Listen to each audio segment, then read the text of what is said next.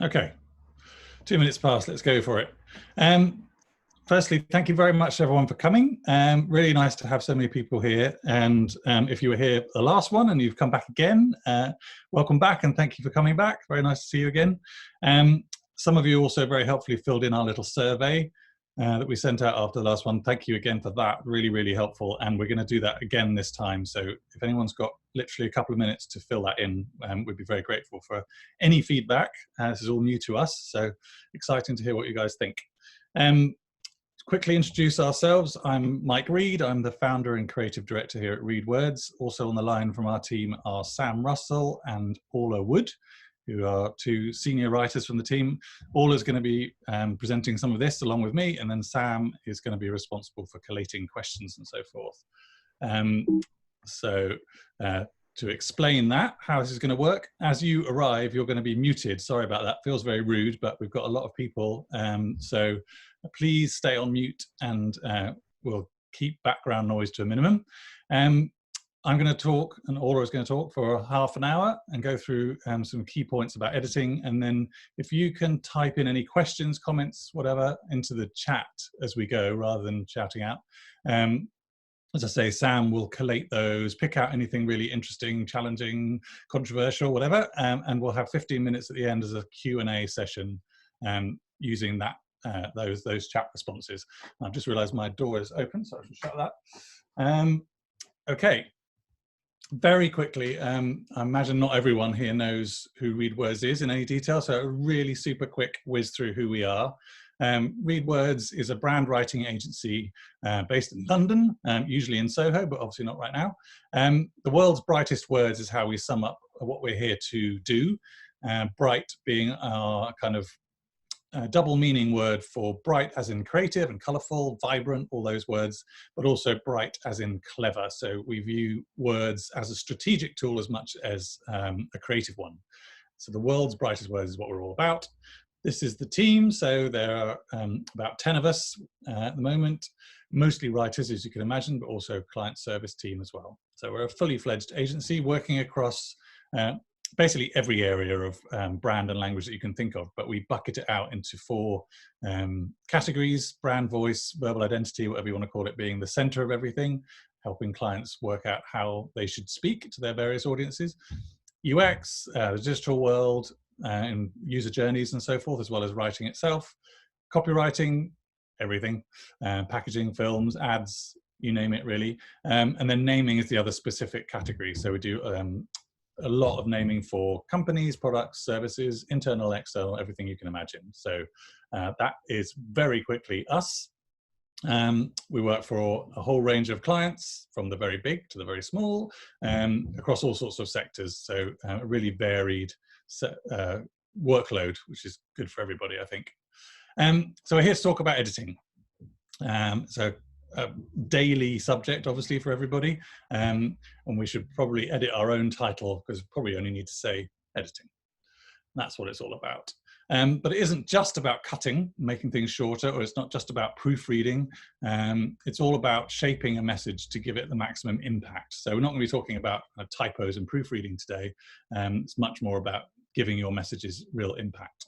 And editing is basically writing. Hemingway famously said that writing is rewriting. Very true, I think. The most important thing, I think, is to get something down on the page, and then the work really begins. A lot of people worry about that and worry about the blank page with good reason, but I think a good thing to keep in mind is something that Hemingway apparently also said. He may not have actually put it like this, but it's still true. If you keep this in mind, you hopefully worry less about what you're going to put down first and more about what you're going to do with it. I think it's really important to have something on the page. It gets you moving. It's a bit, I always think of it as like putting the clay on the wheel for a potter. You know, if you don't put anything on the wheel, you can't make a pot. So don't worry about what you put down first. Editing is what really matters. And the most important rule is actually to do it. A lot of the time we see writing, or clients ask us to look at writing, that has been thrown down but not kind of considered. So even if you don't have very long, look at what you've got and then go back over it 2 or 3 times, maybe more, And you'll be amazed what immediately jumps out at you, how much you can change very quickly and make it a whole lot better. That first round or two of editing is really powerful. And if you possibly can, leave it alone for an hour or two or overnight and come back to it. A little warning, there are going to be some grammar terms. Don't be afraid. Grammar is not that frightening. And we're keeping these to a minimum, but there are some words that are kind of unavoidable in this sort of conversation. So we'll explain them as we go along, hopefully clearly. And obviously you can ask us questions at the end, but we'll keep that complicated stuff to a minimum. So we have got 3 editing principles to talk to you about today.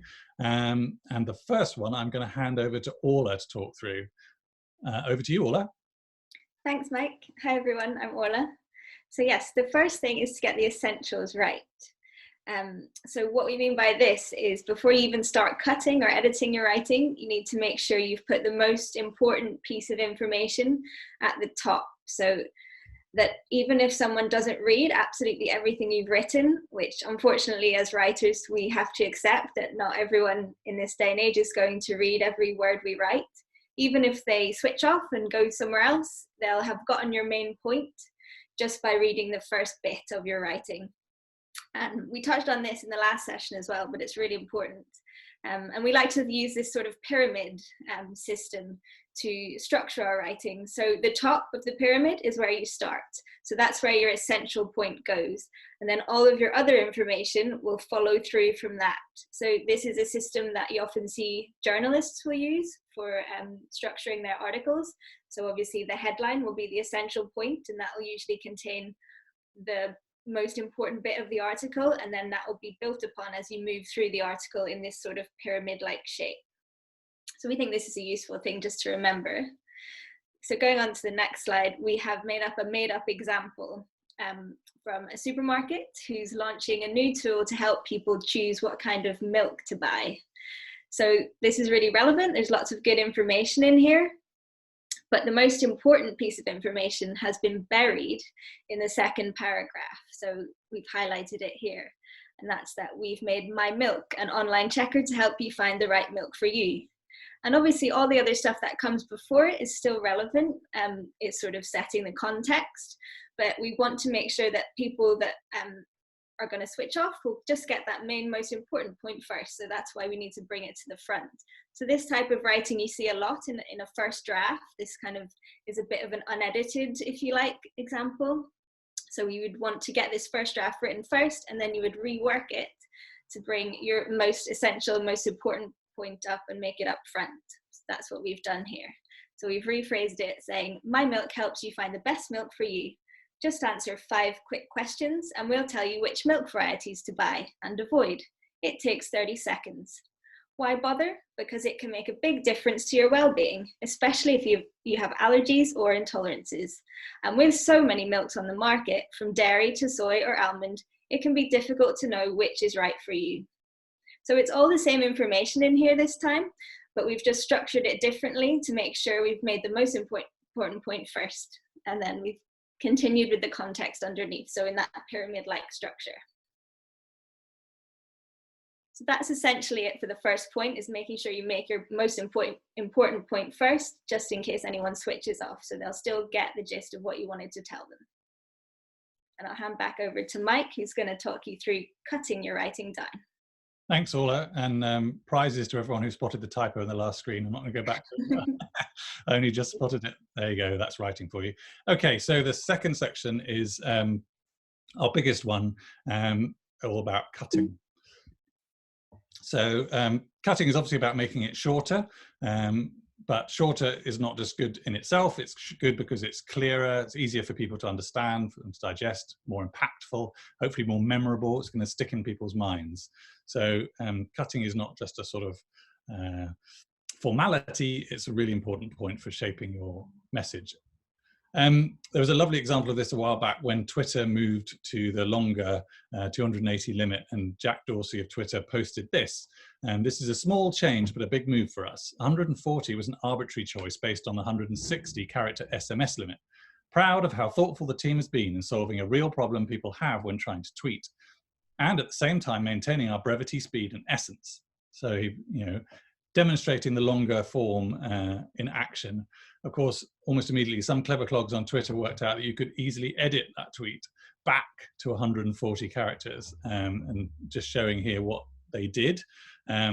Basically what they did was find stuff that was redundant. So a big move for us, don't need to say for us, it's obvious. The thoughtful is implied by what he's saying. They've shortened some convoluting phrases and so forth. So what you end up with is, this is a small change, but a big move. 140 was an arbitrary choice based on the 160 character SMS limit. Proud of how the team has solved a problem while maintaining our essence. And that is 140 characters or within. So it kind of makes a slight mockery of the lengthening, but it's a really good example of how shorter becomes much clearer, more impactful, and you're much more likely to read this at all and to get what he's saying.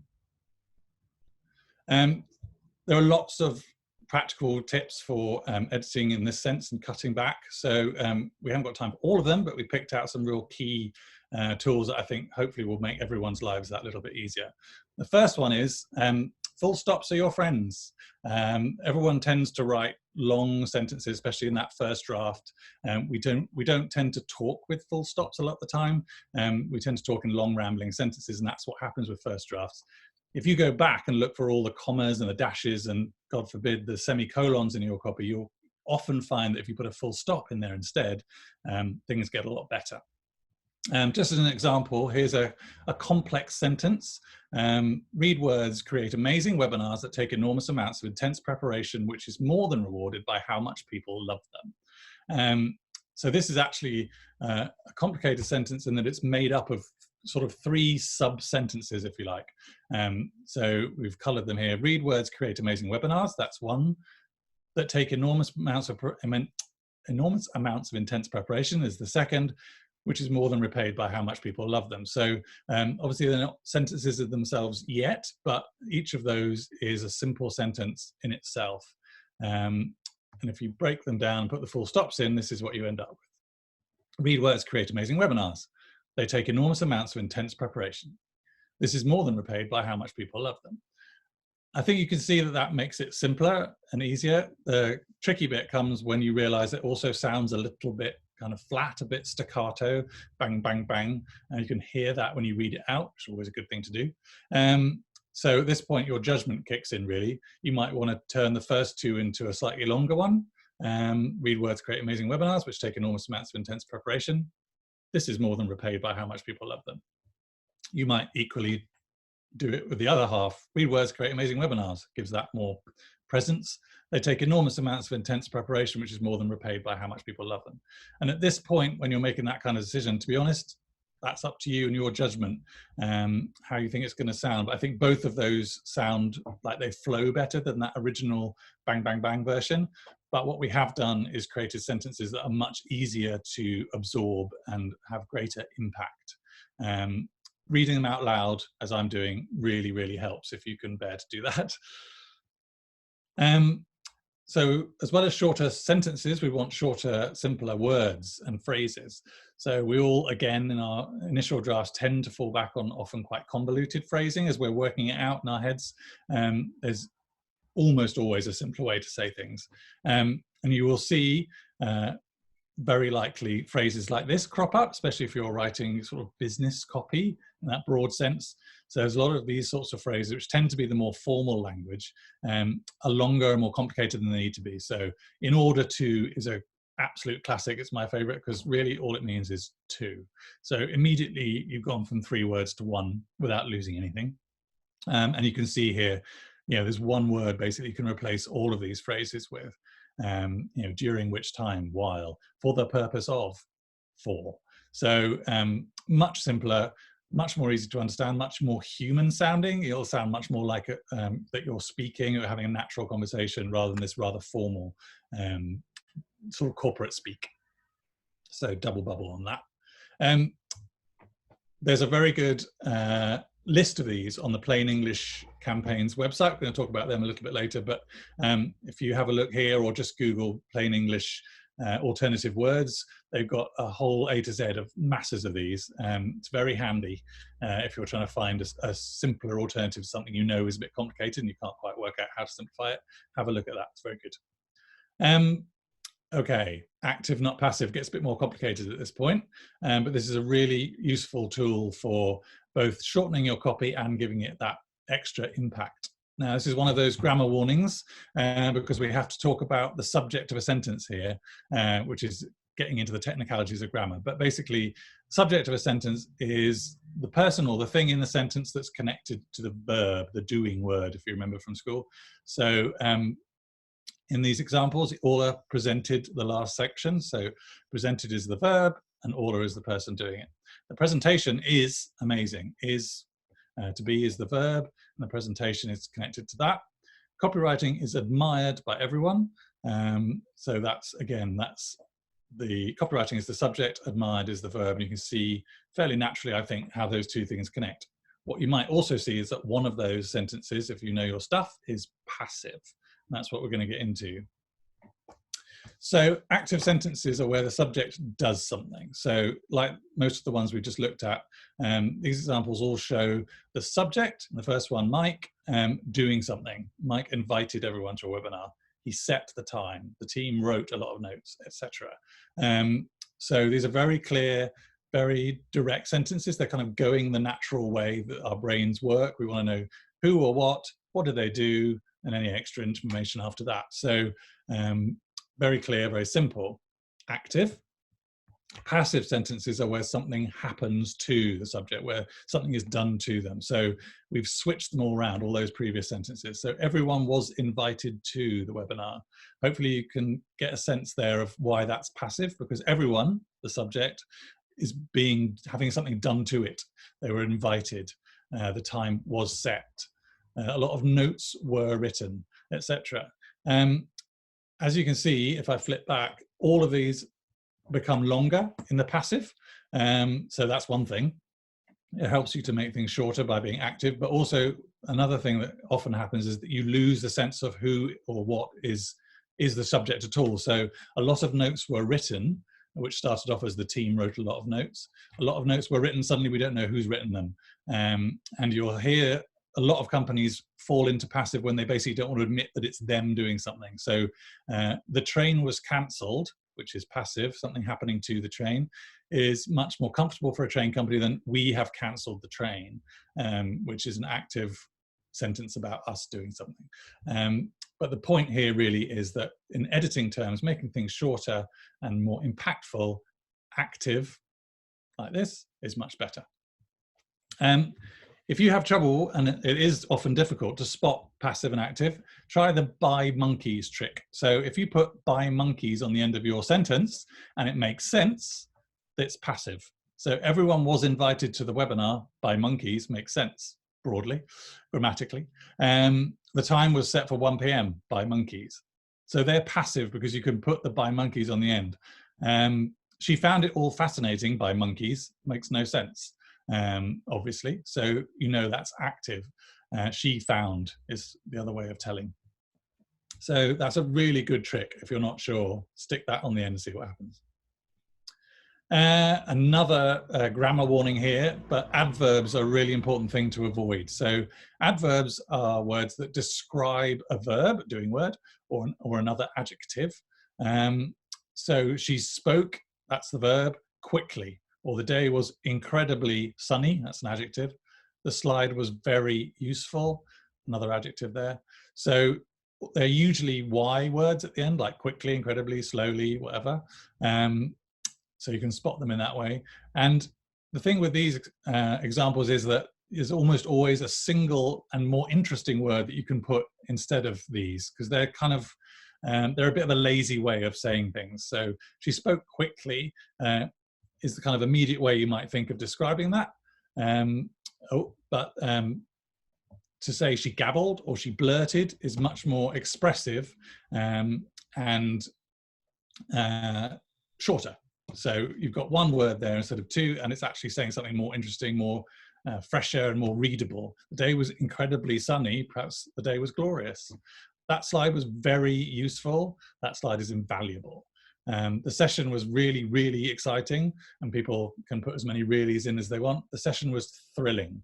The slide I skipped over was this one, so I've marked them in red, very and really, because these are especially empty adverbs. They're really not doing anything except sort of adding emphasis without really adding a lot of meaning. So very is the classic thing that you should avoid if you can in general, because there's always a better version of very something. You can find another word that means very useful, like invaluable, and you'll find with all adverbs, and particularly with those, because they're so meaningless, you can make your writing much more impactful and shorter by doing this sort of thing.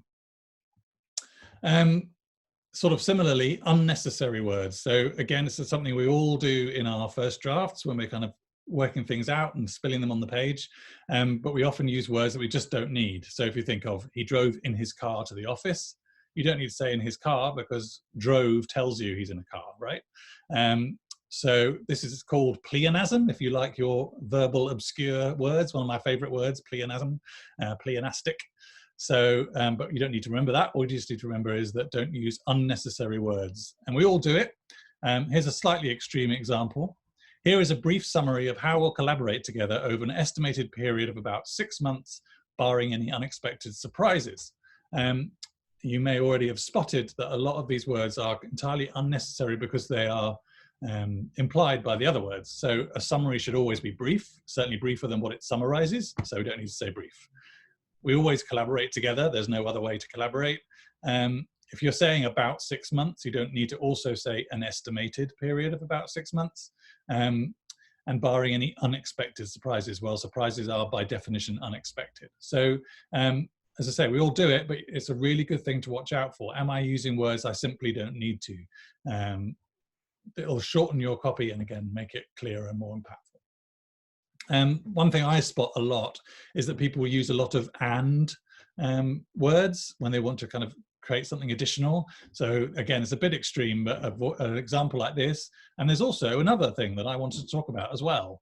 There's a lot of things doing the same job there. And you could just say, there's another thing I wanted to talk about. It tells you that there is this extra thing. You don't need all the ands and the alsos and the as wells. So that's a good little specific to watch out for.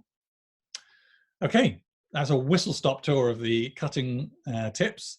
I shall hand back now to Orla for the last section. Thanks, Mike. So the last section's all about formatting your writing once you've written it. So we call this shape it. So obviously cutting and making shorter sentences and paragraphs is really important when you're editing, and we think formatting is just as important, because this can really help you make your writing more easy to digest, so it lands clearly and memorably with your readers. And this is really important these days with so much writing appearing on tiny little screens. You need your text to be laid out in the best formatting possible. So we've got another made up example here about a chair sale, Bob and Sarah's summer chair sale. All the info is here, but it's in this one long unformatted paragraph. So your eye might naturally want to skip over this and not read it because it's not very appealing. The information isn't clear here.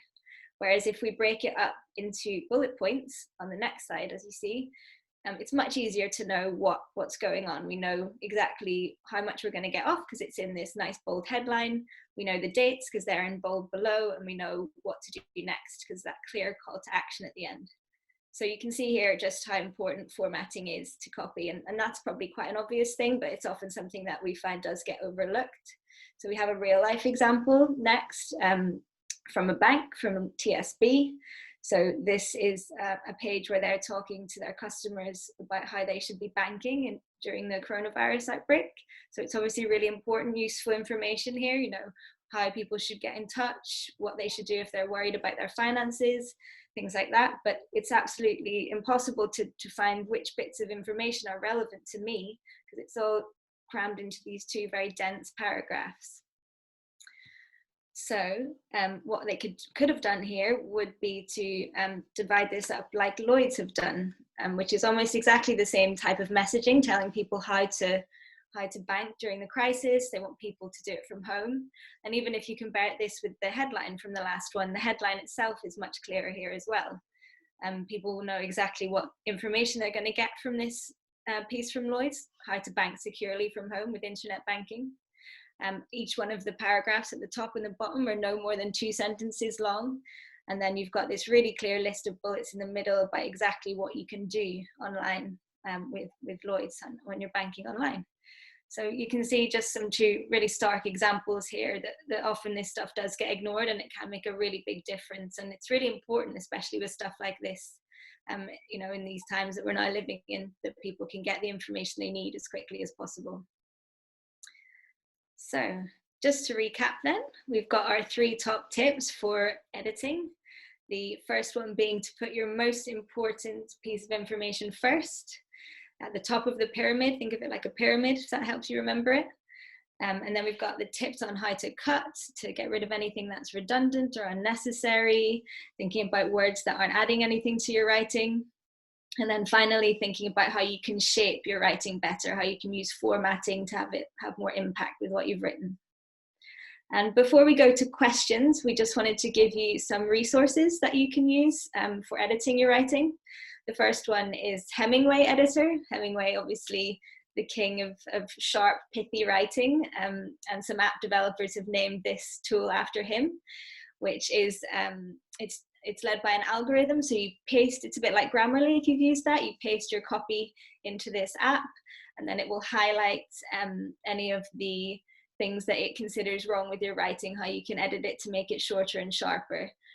It's not foolproof. Obviously, you'll need to use your own judgment because it's all done by an algorithm, but it can be helpful to help you spot things like passive voice or adverbs or sentences that are too long, just so that you can give your writing a final check before you finish it. The next one is Plain English Campaign, which we talked about earlier. So if you just Google that, Plain English Campaign, there's absolutely loads of stuff on that website, which is really helpful. Like Mike said, there's that glossary of terms, and they also have specific glossaries relating to different industries. So if you're writing something to do with financial services or the legal industry, they have a whole list of terms that you might need to explain, and easier ways to say those so everyone can understand. And they've done loads of great campaigning about trying to make writing more readable by accessibility. And they also offer this accreditation that you can get to prove that your writing is easy to understand, which is really nice. And then this is just the US equivalent of that. It's another not-for-profit that you can find some more US specific tips on if that's a market that you're working in. So just a few little resources there to help you with your editing. And I think we're going to hand back over to Sam now, who should have some questions for us. Great. Thank you very much, Mike and Orla. Yes, lots of questions so far, but please keep them coming in. The first one is around, how do you know when to stop editing? How do you know when your copy is ready to go? That's a good one. There isn't a red line when you know, frankly. And as professional sort of commercial writers, it's often the deadline that forces you to that decision as much as anything. But you know, it's really just a case of reading it over as many times as you can, spotting those opportunities. And if you read it the last time and you think, nope, I can't see any more opportunities, perhaps that's it, you've probably got there. As we keep on saying, if you read things aloud, it really does help. You can hear it when you say it in a way that you don't see it on the page. And also, if you see it in a different format. So I'm often amazed by how much more I see when I print a page. I know that's not kind of always environmentally the right thing to do, but if you print something out, you will see stuff that you didn't see on the screen. I don't know why, but it's true. If you don't want to print things, sometimes just turning it into a different font or opening it even in a PDF or something like that on the screen, it's amazing what those changes of scene, if you like, can do. And if it still reads well at that point and you're still happy, then you've probably done the job. But as I say, yeah, sometimes it's just a case of deadlines. Mm-hmm. And then another question, how do you, and this is something that we have to deal with obviously as a writing agency, how do you manage other people feeding back and editing your writing? Orla, what do you think? I think it's something that you get used to quite quickly if you're working as a commercial copywriter. And I actually quite enjoy sort of working collaboratively, especially internally with the rest of the team, and that can be quite fun. And then there's obviously, there's always good ways to respond to feedback and bad ways to respond to feedback, and just trying not to take it personally is really important. Knowing that the person that you're delivering the piece of writing for has a clear idea in their head of what they want to achieve with it. So you have to work with them. And sometimes that might mean killing your darlings, as they say, or being flexible. But yeah, I understand it can be tricky, but it's something that you can get used to it eventually. Yeah, I think all is absolutely right. It's all about trying to get to a piece that will serve the reader best. It's not about the words that I like or that you like. It's about getting the right result. So we're pretty relaxed about feedback, I think. Okay, and then do you think, and this question's come up a couple of times, is there a difference between, say, writing for brands, writing commercially, to writing long form articles like press releases or kind of journalism articles? I would say there is definitely, yeah. And one thing that strikes me, that I was thinking about this when we put the presentation together, is that thing of the pyramid, which is absolutely a brilliant rule to stick to generally. You can be a little bit more flexible with that, I think, in something longer. If you've written, say, a feature article or something, and the whole point is that people will sit down and read that in full, you've got a bit more license. So if you want to kind of hold back a big reveal or something like that, that can actually help to add some drama and interest to what you're saying. Although I think you have to kind of signal that quite strongly that something's coming. So I think it does give you that kind of flexibility. But I still think a lot of these points, if not all of them, pretty much pertain, however long the piece is.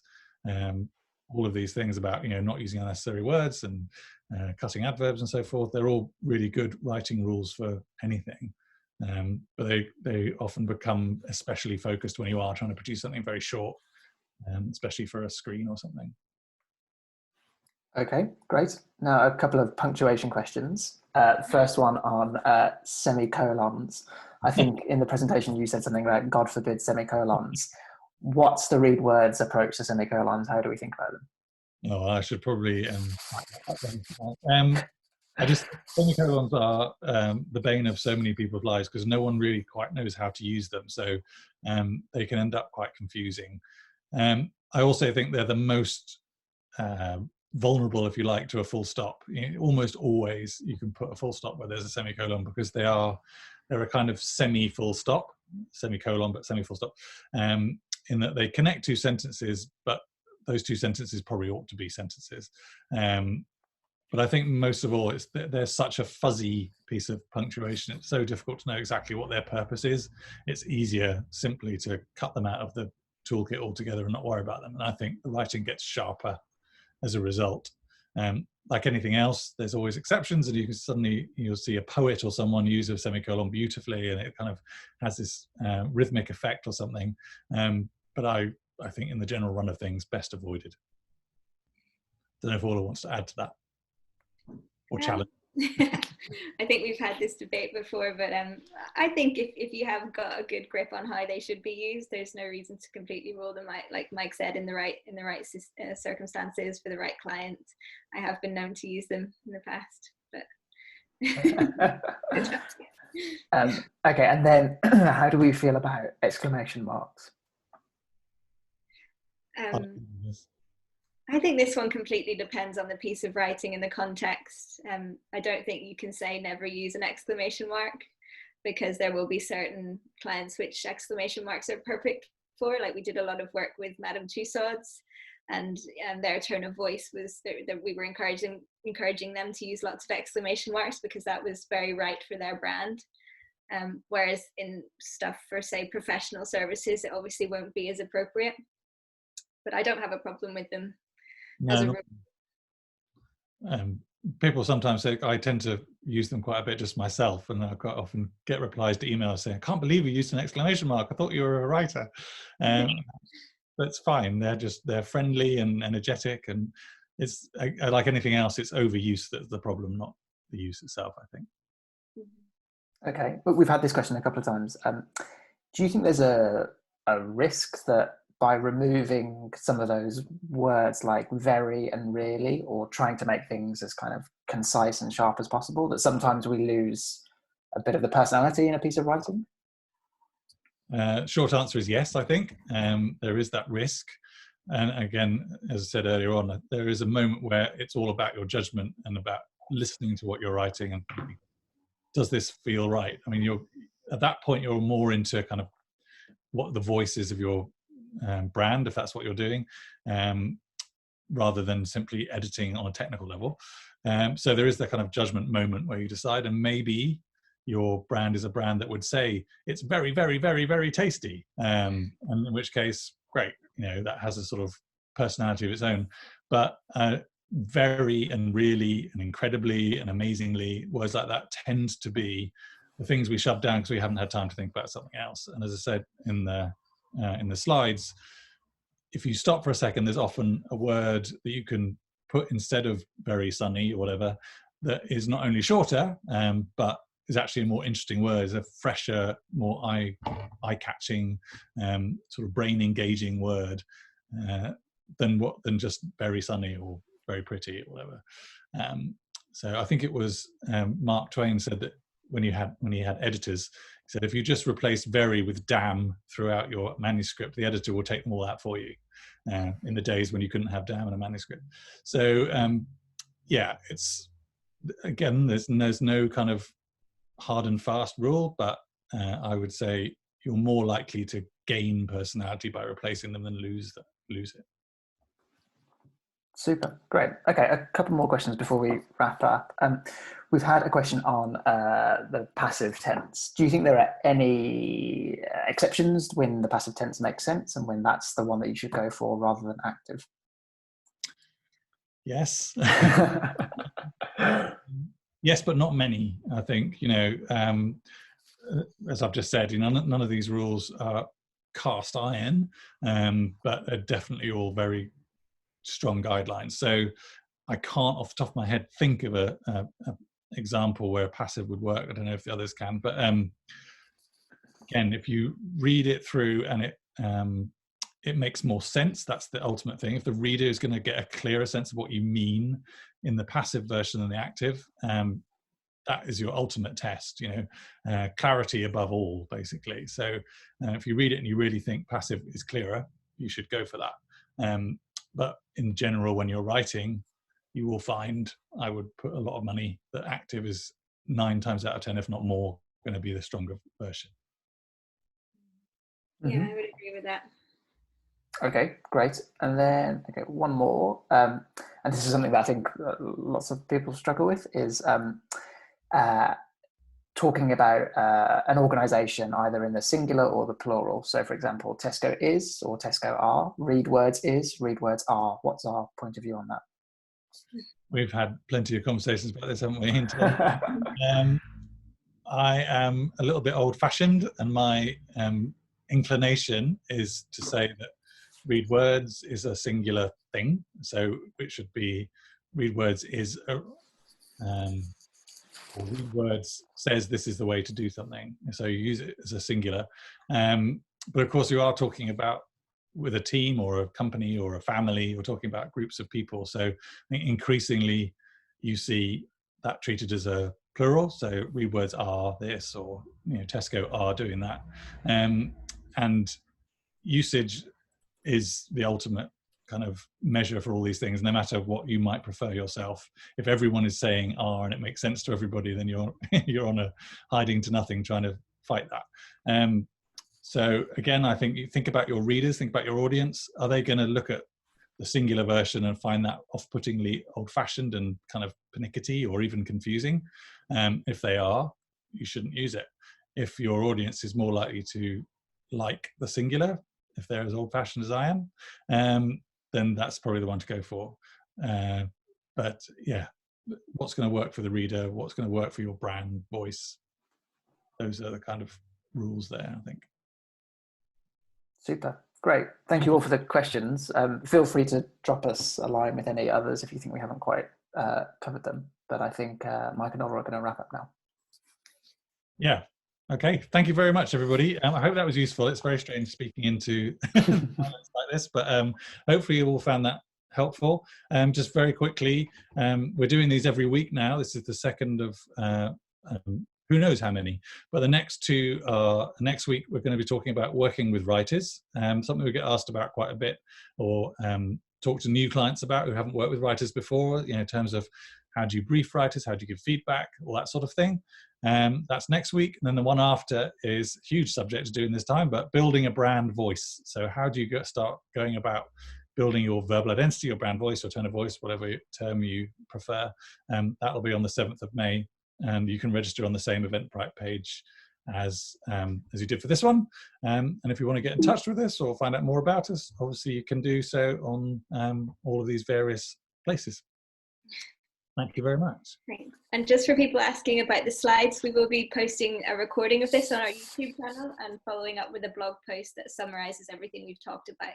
So just keep a lookout for that. We'll send you an email. Yes, thanks, Orla. And yeah, if you could take 2 minutes to fill in a little survey as well, we'd be immensely grateful. So thank you. Thanks, everybody, and we'll see you next week. Thanks, everyone. Great. Thank you. Take care, everyone.